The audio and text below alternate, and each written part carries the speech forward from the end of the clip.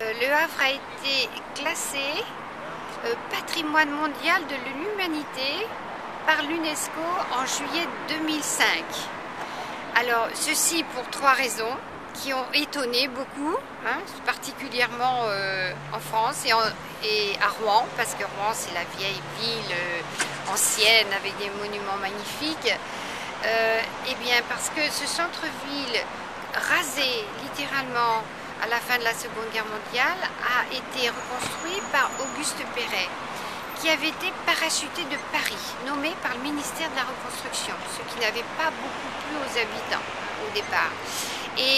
Mais cette reconstruction était donc de qualité, parce qu'il avait derrière lui déjà toute une équipe, hein, un studio avec beaucoup de collaborateurs. Ils sont venus travailler ici, ils se sont installés ici. Par exemple, ils étaient là ici, l'hôtel Normandie, au départ, ça s'appelait l'hôtel Normandie, où toute l'équipe Perret résidait.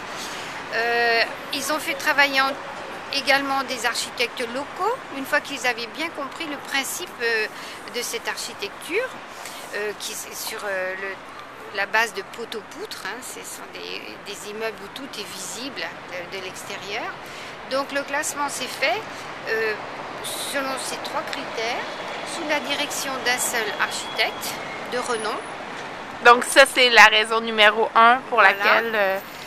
Deuxième raison, pour la qualité de ce béton, car Perret était vraiment un spécialiste du béton armé.